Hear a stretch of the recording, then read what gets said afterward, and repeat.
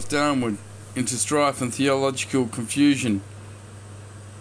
Oh, hang on, sorry, I've got to go back. When it cut off before, I've gone and missed a bit. So, claimed by the Washington Post and the Jewish Post of the menorah was reported by the Washington Post, the Warm Glow of Hope, December 10, 2001. The Post quotes one of the attendees this year: "It's more important than ever to celebrate our freedom." Sorry, I've read that. Forgive me. Alright, so here, I was up to here. As Christianity spirals downward into strife and theological confusion, it becomes a vacuum unable to defend itself against either the lies of Amalek, members of an ancient nomadic tribe, reputedly descended from Esau's grandson, or the truth of Torah. Amalek can exploit the worldwide collapse of Christianity only by default. That is only when essentially all 6 billion Gentiles are quite ready to ask the Jews for spiritual leadership in these times of darkness, we are informed. Oh, if we ask them for spiritual leadership, they'll spare us? But we'll have to be slaves. Nearly 2/3 of Americans describe themselves as born again or fundamentalist Christians, most of whom believe that the coming of the Messiah is imminent, despite their confusion as to his identity, and that, as the Bible clearly prophesied, the forces of evil are waging war against Israel. That's the other way around, though, because the forces of evil are Israel. However, in essence, the Torah is showing us that Moshiach cannot come until entire world, including the Gentile nations, is ready. On the other hand, the Gentiles are essentially ready now, requiring only a small Jewish effort to complete the task. Let me repeat those words from the page above. Whilst Christianity spirals downward into strife and theological confusion, all 6 billion Gentiles are quite ready to ask the Jews for spiritual leadership in these times of darkness. People like Dr. Laura Schlesinger have an important role to play in this scenario. Dr. Laura, of course, is a famous talk show host who defends so-called traditional values. She has been an outspoken critic of homosexuality, pornography, sex before marriage, etc., etc., and the defender of all that is good and holy. For this, she is very popular with Catholic and Protestant Christians. Meanwhile, Dr. Laura publicly proclaims that she follows Orthodox Judaism. What does Orthodox Judaism have in common with the so-called traditional Christian values Dr. Laura champions? Turn to Sanhedrin 54b to see just one of the many Talmudic discussions of pederasty. That doesn't sound good. Rab and Samuel are arguing about sex with children. Since I saw ped, I knew it was going to. Are arguing about sex with children. Rab's words are followed by a footnote as follows: pederasty with a child below 9 years of age is not deemed as pederasty with a child above that. What the Alright, we now turn to footnote 2, i.e. Rab makes 9 years the minimum, but if one committed sodomy with a child of lesser age, no guilt is incurred. Samuel makes 3 the minimum, this from another subdivision of the Talmud. The Jewish Talmud says they can have sex with 3-year-olds. Do you understand how disgusting this is? And this guy is worshipped by political people everywhere. Unbelievable, this rabbi. Oh my God, it's hard to read on. I.e. Rab makes 9... Oh, sorry, read that. When a grown-up man has intercourse with a little girl, it is nothing. For when the girl is less than 3 years old, it is as if one puts the finger into the eye. Huh? Another foot puts the finger into the eye. Another footnote explains that as tears come to the eye again and again, So does virginity come back to the little girl under 3? Well, they're saying it's okay, you can have sex with a girl under 3 years of age because their virginity comes back to them. What twisted... I said I'd read on. Gonna be sick, but I'm gonna read on. Remember, Dr. Laura is an Orthodox Jew. Orthodox Jews accept the teachings of the Talmud as the righteous interpretation of Scripture. In practice, it replaces the Scripture. Yet while she is on the air, Dr. Laura does not tell her listeners that the theology of her religion permits the sexual abuse of young children. Surely her listeners would be interested in knowing. Yeah, I bet they would. And they're going to know now. Dr. Laura is a Shabbat lubavitcher. According to an article cited in the Jewish Tribal Review, she and her family attend the Shabbat of Conajo in Agoura, California. Dr. Laura fills a void for those who believe in traditional values. Of course, I know a member of traditional value Christians who look up to Dr. Laura. Dr. Laura fills a void for those who believe in traditional values. Of course, I know a number of traditional value Christians who look up to Dr. Laura.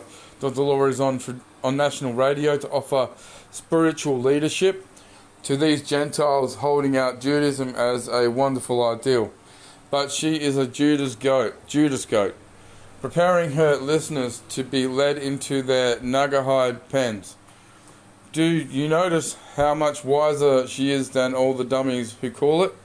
Dr. Laura is an important player in the Lubavitch program, as was Nikola Tesla, I'm going to point out.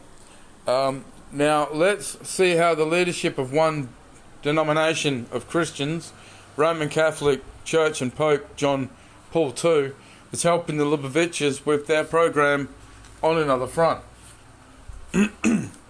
When referring to Christianity... is the Pope a Catholic?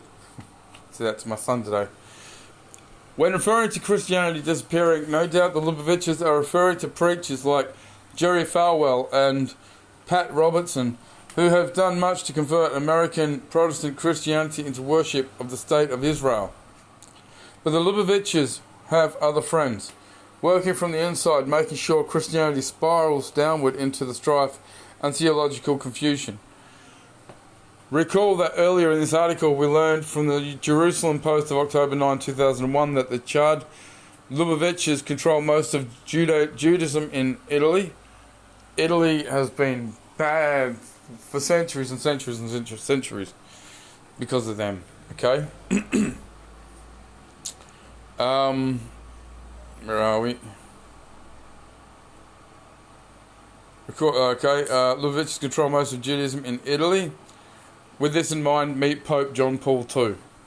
For as he thinketh in his heart, so is he. Proverbs 23:7. Being Jewish is a mental state, sometimes induced by an inherited family culture, sometimes induced by believing lies concerning Jewish history and Jewish religion, or sometimes induced by imbibing too much popular culture and TV. This writer was brought up in the Roman Catholic Church when Catholics were taught their church was the one. Holy Catholic and Apostolic Church, that the Pope was Christ's vicar on earth and that he sat on the throne of Peter. Whether or not one agrees with the teaching, it is clear as a bell. Please read the 1999 CNN.com biography on John Paul II, the early years and unhappy childhood. None dare call it apostasy. In that CNN article, we are told this Pope, Christ the Vicar on earth, calls Jews our elder brothers. This is a metaphor. Younger brothers, of course, look up to elder brothers because elder brothers have something to teach.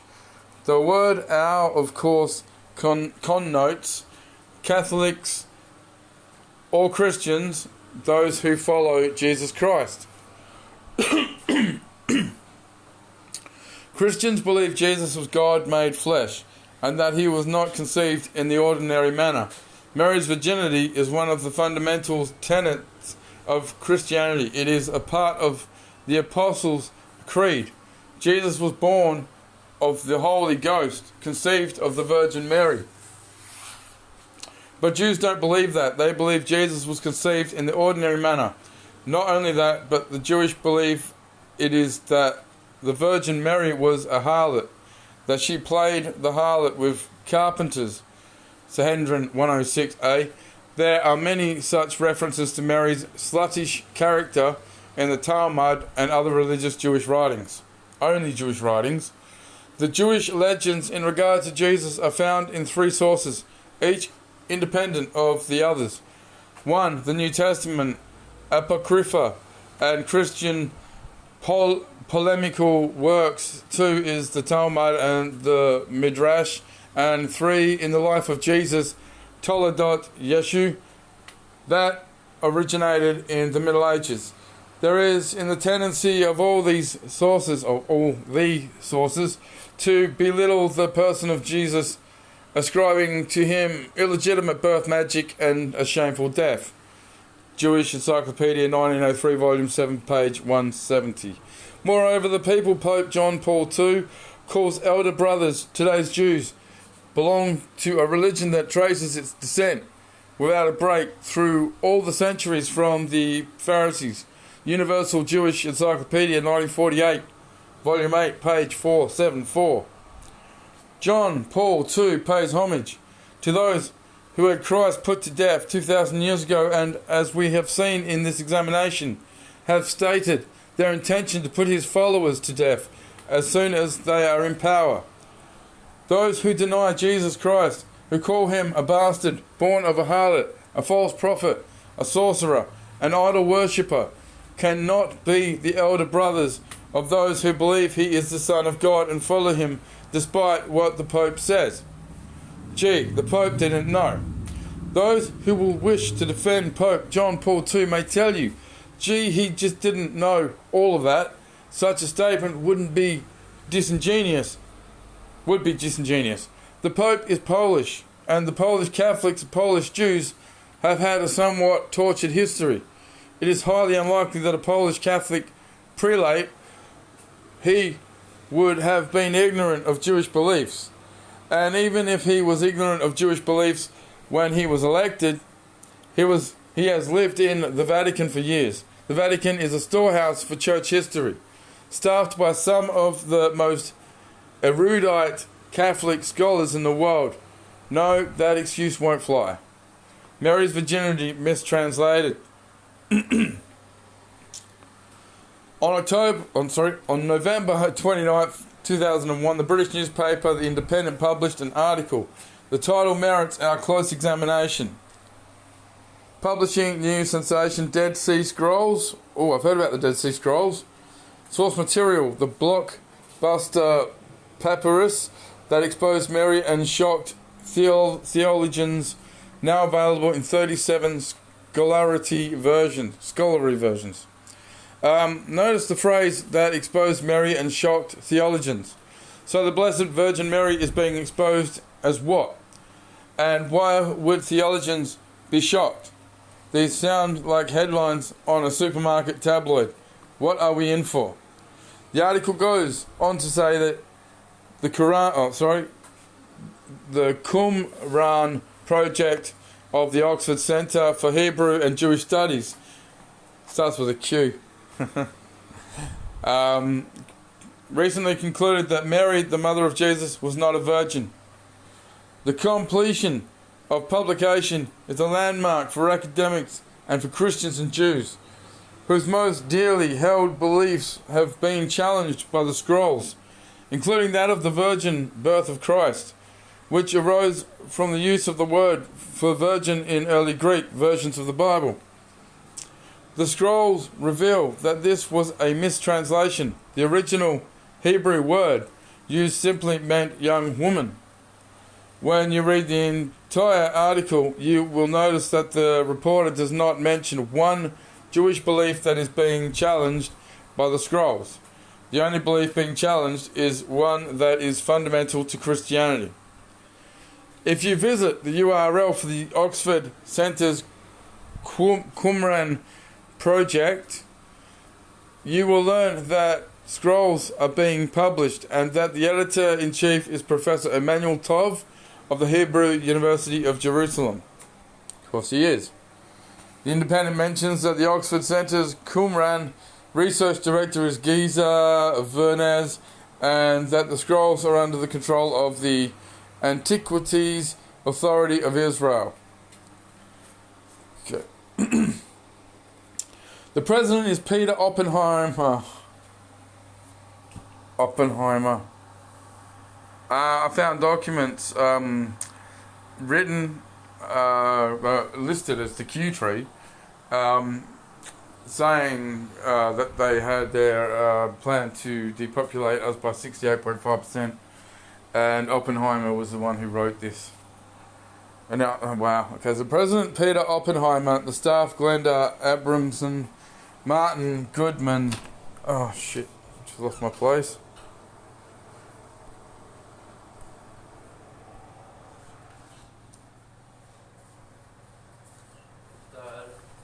Hang on.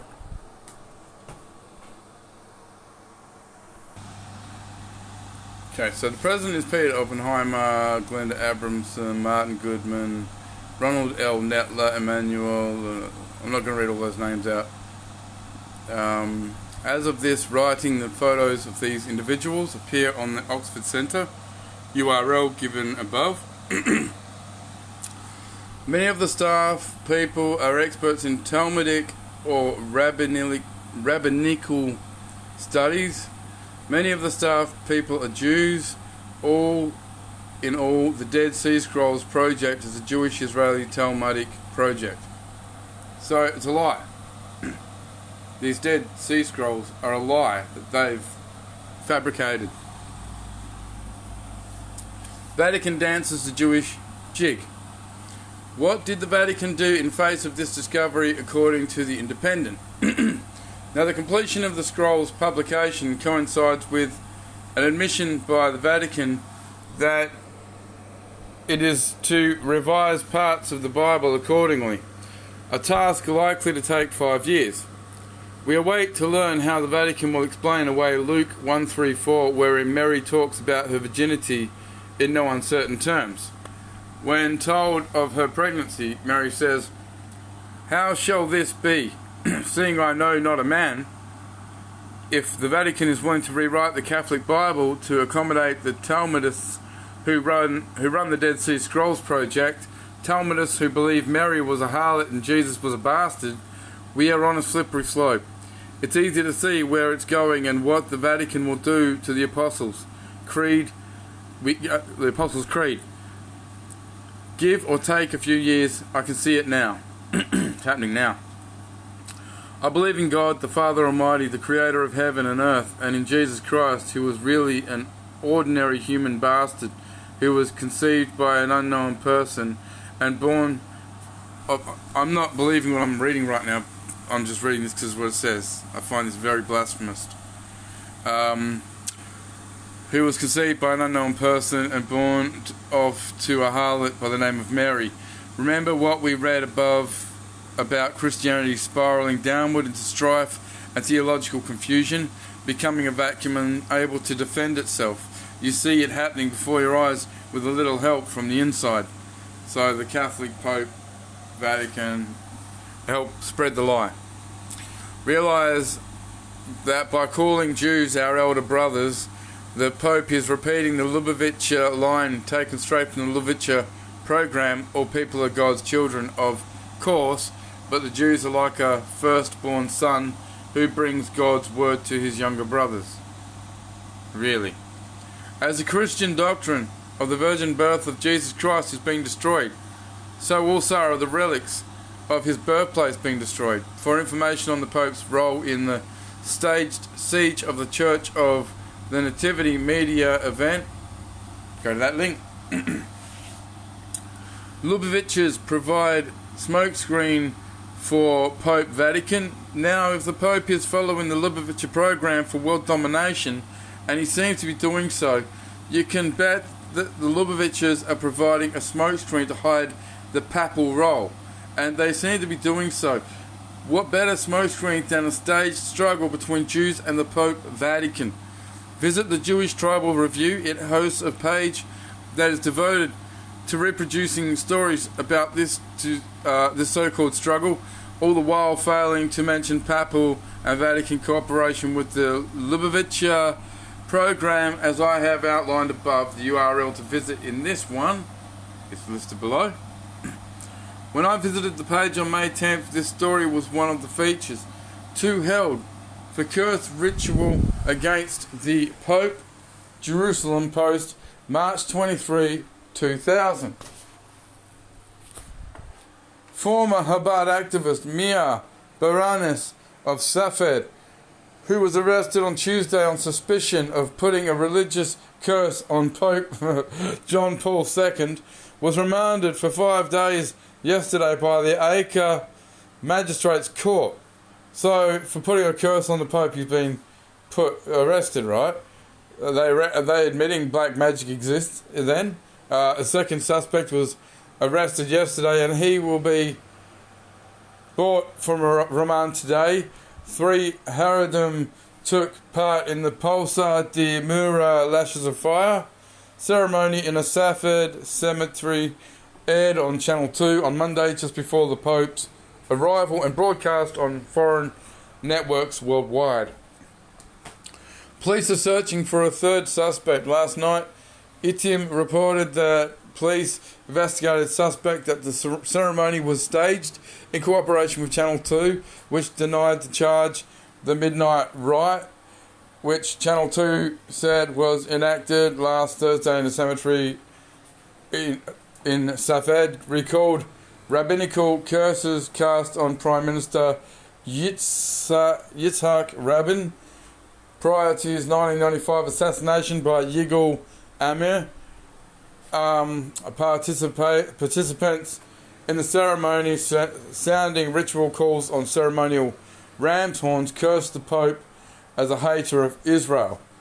I've got CIA documents that say that the Illuminati Freemasons were responsible directly for that hit on the Pope. So there are a number of remarkable aspects of the story. The first is that those who performed the curse were well connected enough to have the performance aired on Channel 2 in Jerusalem and then on foreign TV networks throughout the world. So it's pointing out right there their connection and control over all mass media in the world. Okay? Alright. There are a number of remarkable aspects of the story. The first is that those who perform... I read that. The alleged culprit, or culprits, were not insignificant cranks. These people were well connected to the worldwide Jewish media infrastructure. The second remarkable feature is that the State of Israel would grant enough credence to a religious curse to arrest anyone for its performance. Here, look at that. Israel doing that because somebody put a curse on somebody.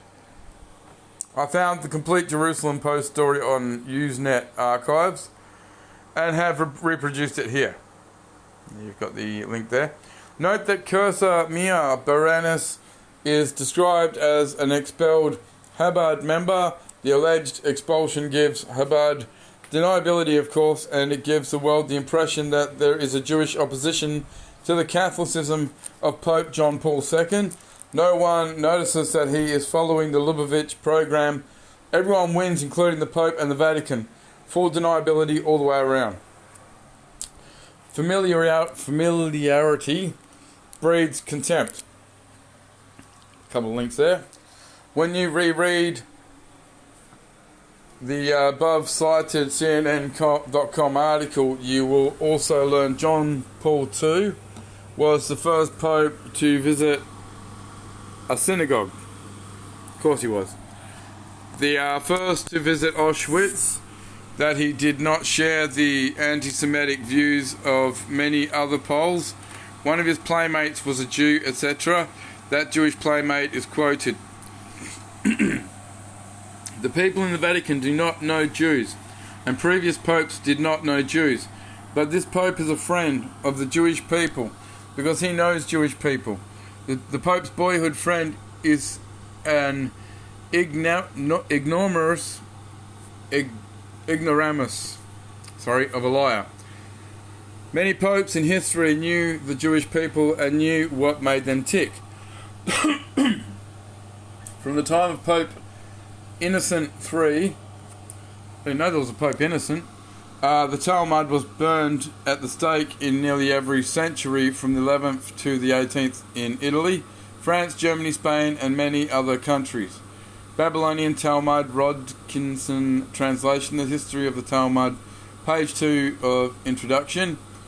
But this CNN biography of the Pope would have us believe John Paul II is ignorant of the history of the Roman Catholic Church and its confrontation with the Talmud and Talmudists. If John Paul was so ignorant of church history when he was a Polish prelate, surely one of the cardinals on the permanent Vatican staff would have tapped him on the shoulder by now and clued him in. See, I was to believe that the popes were all evil through history, but this points out that it sounds like some of the popes through history to a certain point were actually contesting the Khazarian Jews. So there you go. Vatican stages pedophilia circus. So here we go. This will be interesting. The Pope and Vatican officials are clearly cooperating in another campaign to make Christianity disappear. The Catholic policies on priests who break their vows of celibacy, whether with women, young boys, or great woolly mammoths, has been established by the Vatican for centuries. Priests are not permitted to do that sort of thing, and their bishops are not supposed to look the other way when they find out about it. Catholics are expected to obey the laws of God and His Church, and the law of the land in that order. If Catholic priests and prelates in the US have not been doing their jobs, there is no need to stage a media event. The proper policies should now be applied with penalties as appropriate. Certainly the Roman Catholic Church has the infrastructure to make these corrections. In a world full of telephones, faxes and email interfaces, there is no need to have the American cardinals travel to Rome to meet with the Pope and stage a media event.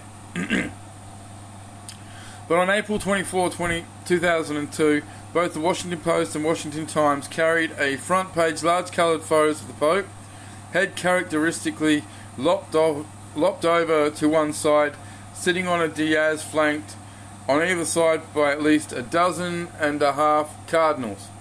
The caption under the Washington Times photo reads, "Vatican Voice, Pope John Paul II addressed the closed-door meeting with American cardinals yesterday."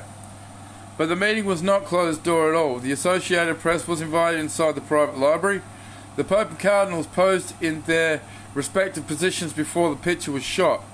A double-paged, almost identical photo appeared in the May 6th edition of Newsweek, pages 24 to 25. We may assume the room was full of newsmen popping, snapping, flashing, buzzing, and calling instructions for poses. What is the most likely effect of this? The effect could only be the demoralization of Catholics worldwide. As Christianity spirals down into strife and theological confusion, it becomes a vacuum unable to defend itself. The pedophilia circus will help bring about the disappearance of Christianity. Disappointed Christians will turn to the Jews, become Hasidic Gentiles, and solidify the Jewish Empire, just as the Lubavitchers said. The final curtain, rabbinical court to rule the world. Upon seizing the reins of government, the new Noahide leaders will move quickly to implement a full agenda of reform. All economic and technological aid to the communist bloc, including the PLO, will be terminated immediately. Full support will be given to Israeli forces to re-invade PLO-controlled areas, with military assistance offered where necessary. Jewish courts that the B'tai Dinai of the rabbis will be granted full legal sovereignty over Jewish citizens within each country. who will no longer be subject to the authority of Gentile courts. The pre-existing Noahide judges and courts will replace the existing court system of each country, and the legal code will be drastically rewritten to conform to halakha, Jewish law, and law and order will be fully restored through the establishment of internal security measures, again in accordance with Torah law. Look at this sentence from the above quote. Jewish courts, the B'tai Dinai of the rabbis, will be granted full legal sovereignty over Jewish citizens within each country, who will no longer be subject to the authority of Gentile courts. This is no less than a plan for insurrection. The Jewish fifth column is in place. When the rabbis give the word, it will jump out and overturn whatever is left of our system of justice, based as it was on the principles of Anglo-Saxon law. And law and order will be fully restored through the establishment of internal security measures, again in accordance with Torah law. This is the police state. The Hasidic Gentiles used as frontmen, lubavitchers as commissars. Denial plausible and otherwise. Should any officials of Chabad, Lubavitch, be questioned about statements from the Jews and Hasidic Gentiles united to save America, these officials may deny that JHG USA is officially connected to them. Similarly, the White House, Ari Fleischer, Joseph Lieberman, etc., will also perhaps distance themselves, but they cannot distance themselves from the Rambam or from the Talmud. No, what you have read here represents the age-old beliefs of ambitions in Judaism. Fun birthday party at slaughterhouse. What? Washington, March 11, JTA, Jewish Telegraphic Agency. Lubavitch rabbis from across the United States and 40 countries launched their 100th birthday commemoration of the spiritual leader Rabbi Menachem Mendel Schneerson by marking the 6-month anniversary of the September 11 terrorist attacks. Yeah, like 3,000 innocent people died. They're celebrating it.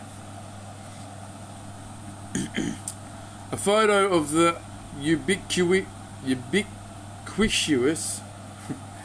Rabbi Levi Shem Tov appears in the article. The caption tells us that the memorial service birthday celebration was held outside the Pentagon.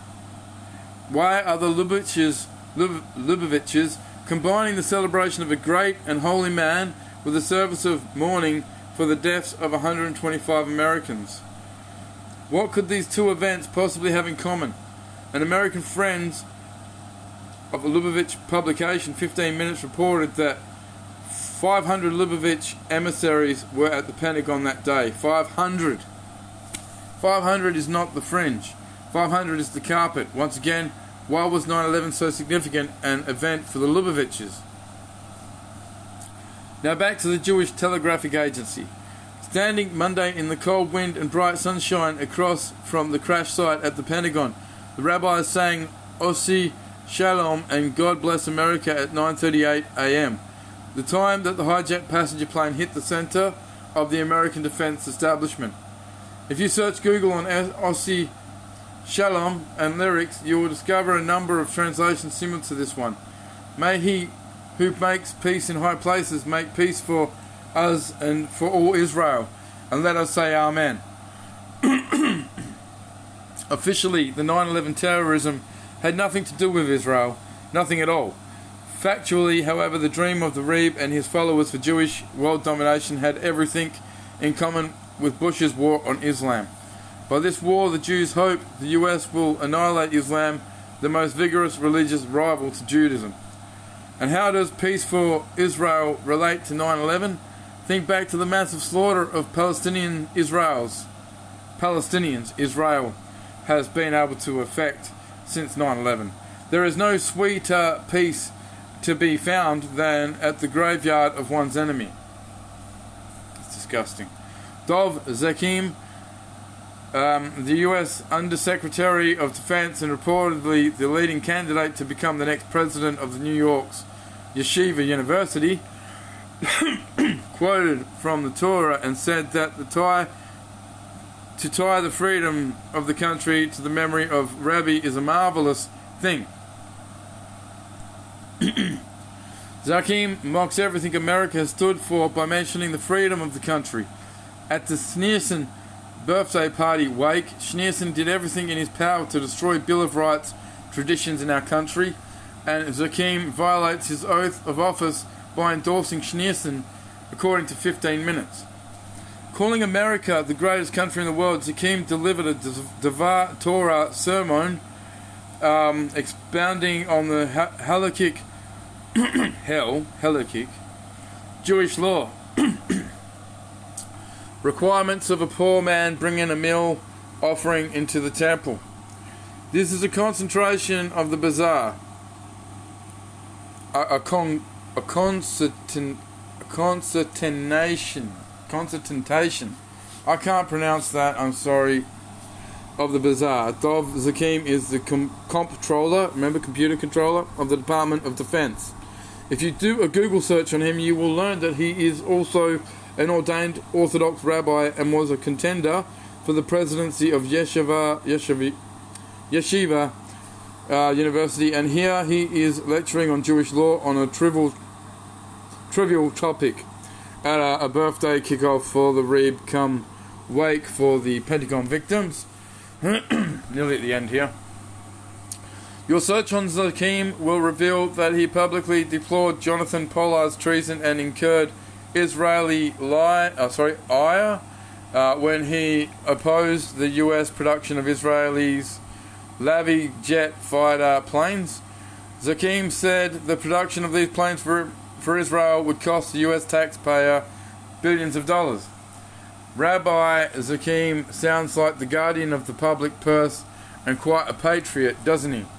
On the other hand, Zakim lauds Schneerson and says that to tie the freedom of the country to the memory of Rebbe is a marvelous thing. Rabbi Zakim is familiar with the Reeb's work. He knows about the Nogaide laws. He knows about Schneerson's long life dedication to destroy the Bill of Rights to create a Talmudist theocracy where Christians and others can be put to death for following a non-Nogaide religion. I suspect Rabbi Zakim is not a guardian of the public purse. I suspect Rabbi Zakim is not a patriot at all. At least not an American patriot. DoD Comptroller Zakim stands with his hand in the Pentagon's till. What a wonderful ruse. Perhaps Rabbi Zakim poses as a good Jew publicly, but behind our backs he is robbing us blind and siphoning US tax dollars to the Lubavitchers and Israel. Given his endorsement of Schneerson, given Schneerson's extortion for Jewish world domination, why wouldn't Rabbi Zakim do exactly that? You think he'd be worried about Donald Rumsfeld looking over his shoulder? Funny name, that one, Rumsfeld. You don't suppose, nor? Now here's what Rabbi Levi Shem Tov, while at the March 11, 2002 birthday kickoff Pentagon wake. It was not the Rebbe's Schneerson, goal to Mashiach the Messiah, but it was his goal to bring Mashiach by making the world a better place. From Shem Tov's lips, we learn Schneerson did not use Mashiach to mean a person, but the Jewish people. And we have already seen Schneerson's goal was bring the rule of Jewish people over everybody on the planet, on planet Earth. That certainly would make the world a better place for the Jews. And the Jews are the only people who really matter. Gentiles are a different species. By their own actions and words, the Lubavitchers tell us that 9/11 would have been Schneerson's dream. Their actions and words led us to an almost inevitable conclusion. 9/11 was a Lubavitch event. That's why they launched the celebration of Schneerson's birthday outside the Pentagon ruins. By their own actions and works, the Lubavitchers tell us that they are a vanguard of expansion and consolidation of the international Jewish empire. Their enforcement arm is the office of the Presidency of the United States, the U.S. military and Congress. Many Christians like Aztecs. Now let's briefly visit the 16th century in what we now call Mexico. There lived a civilization of fierce warriors, the Aztecs. The Aztec legend said that one of their gods, Quetzalcoatl, who was tall, light-skinned, and had a beard, had been put out to sea by a rival. Aztec prophecies predicted Quetzalcoatl's return. Cortez was tall, light-skinned, and had a beard. When he sailed up the Aztec coast and came ashore, the Aztecs thought he was Quetzalcoatl. So instead of fighting their new conquerors, the Aztecs became slaves to their returning god. Cortez's small band of Spanish soldiers conquered Montezuma's thousands easily. The Conquest of New Spain, Bernal Diaz, 1963, translation published by Penguin Classics.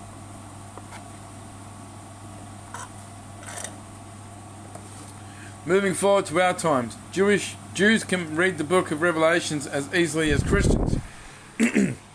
How simple is it for the Jews to create and enact scenarios which parallel biblical prophecies? Christians became convinced that end times are around the corner and welcome the Jews as the harbingers of Christ's return. So instead of resisting their Jewish conquerors, many Christians welcome them and eagerly become their serfs. Our Jewish conquerors are well versed in Christian myths about the end times.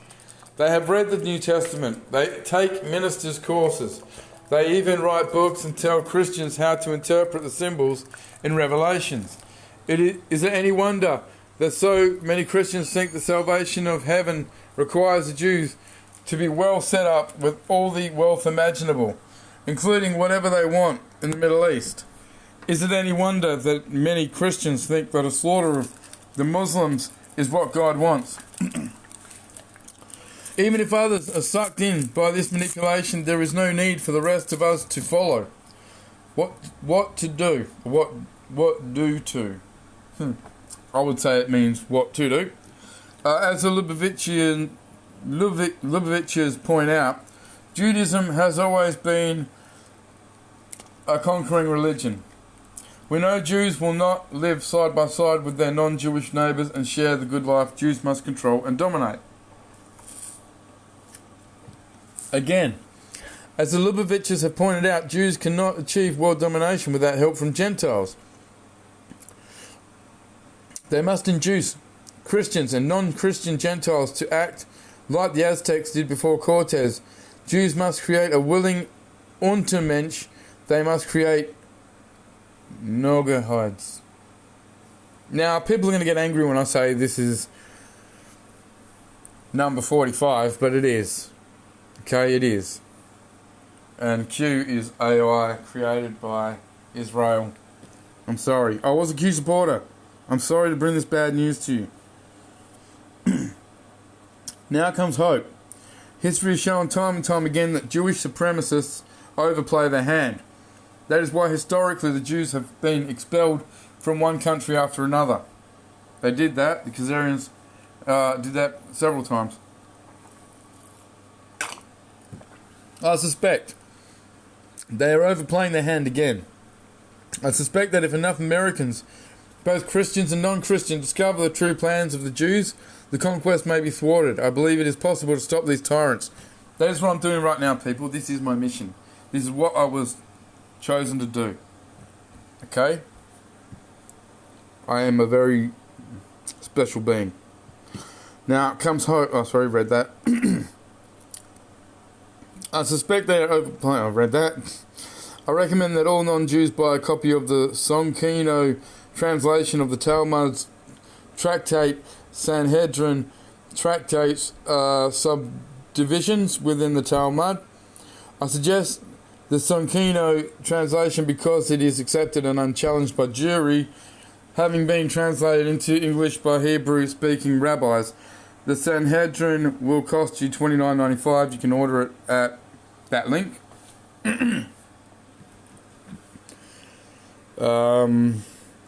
Okay, that's not important, that part there. You can read if you want to, but Talmud volumes for your church library, yeah. Every non-Jew and every Christian needs to know what the Talmud contains. There has been quite a bit of discussion about the Quran since 9/11. Now it's time to discuss the Talmud. So they were putting it all on the all the Muslims and the Quran, and we were overlooking the Talmud and the Jews. You will be met with deceit. We have already seen examples of premeditated and deceitful programs have been carefully executed over decades. Recall that Schneerson's birthday has been observed by the government of the United States since 1978, artfully disguised as Education and Sharing Day. But let's put another face on all of this. We have already seen that Lubavitch missionary Ari Fleischer was a leader in the organization of the Shabbat Lubavitch Forum on Capitol Hill, and that Fleischer lavished praise on the active Shabbat effort that emphasized the army of young staffers in government and political jobs. We have seen that the Ari Fleischer praised the Capitol Hill Rabbi Levi Shemtov. Thus, in political Washington, it's very easy to get caught up in your job. Your focus can wander from your religion. He, Shemtov, made it easy for me to find even more of a Jewish life on the Hill. Now see what Fleischer told the Jewish Times Baltimore MD on January 5th, 2001. I believe deeply in my religion and I believe in the principles of my party. I don't commingle the two. But Ari Fleischer, by his deed and words, has made it clear that his religion and his party are one and the same. They are so deceitful, and it's okay because they're allowed to lie to non-Jews. Here's his on-the-job purpose. Don't you get it? That's what they were saying about the Muslims. Oh, it's okay to lie to the infidel. No, they've turned it around. It's actually their beliefs. His on-the-job purpose is to destroy what remains of our First Amendment and whatever remains of traditional American culture, and replace it with theocracy run by Pharisees. Truth means nothing to folks such as Fleischer. Review what you have read here. According to both classical Judaism and contemporary Shabbat Lubavitch, Christians should be put to death, beheaded, for the practice of their religion. Obedient Nogahides will be deprived of education in math, science, history, English, social studies, computers and other technical studies, and be fashioned into a permanent underclass. So we will serve them and we'll be dumb. We won't know a thing. The Jewish religion teaches people to be responsible, to be open-minded and to care about others. If you have $29.95 copy of the Tractate Sanhedrin, you will be impervious to lies such as these. You will be able to read for yourself what the Jewish religion really teaches. Sticks and stones will break your bones, but names will never hurt you. You may be called anti-Semitic for discussing the Talmud and other Jewish religious works. Should this happen, ask this question: is it anti-Christian to read and discuss the Gospels? Point out to your accusers that Jewish doctrines demand idol worshippers, Christians, to be put to death, and that set of 30 Nogahides laws specify they be put to death by decapitation. Then ask them, what is anti-Semitic about reading classical Jewish religious literature and protesting plans for my own decapitation? Follow that up with this question: what is American about forbidding this discussion? Key Lubavitch doctrines have been captured and are available through the mirrors I have provided in this article, and supplemental documentation of Lubavitcher goals is plentiful on the internet. I propose that we make mirrors of those websites. Please feel free to mirror this article. How to get the word out. Well, that's what I'm trying to do now, people. I'm trying to get the word out. This is the last page here. Each of us live under different circumstances, but each of us know people of goodwill. Friends and neighbours or casual acquaintances, people who enjoy the good cheer and conviviality of the Christmas season. People who want to live in liberty and want to live at peace with one another. Most of these people have access to computers. These are the people we must reach. Good, honest, decent people will be awakened from their sleep. The first step in any program for constructive reform is awareness. We must awaken good, honest and decent people by reaching them with our flyers. Our future depends on us getting the word out. Footnote 1. Some consider the Zohar the basic book of magic in Judaism, but in fact the Talmud itself focuses heavily on sorcery, demonology, astrology, necromancy, etc., giving credit to even earlier Jewish manuscripts. For example, the Talmud's tractate Sanhedrin tells the story of two rabbis who spent every Sabbath Eve studying the laws of creation and then created a calf and ate it. And one of rabbi who created a man of a rabbi who gave enchanted water to a woman and turned her into an ass. He then rode upon her into the market, but her friend came and broke the charm, changing her back into a human being. And so he was riding upon a woman in public, the correct way to conjure up the dead, determining whether the hour is propitious to make purchases. What? The Sanhedrin can be purchased individually as part of a 30-volume set of Talmud from Sonkino Press. There's all those links there. So I will read out the other important documents I was going to, but that's for me today. That's enough. And that is very disturbing. I am so sorry I have to share this news with you.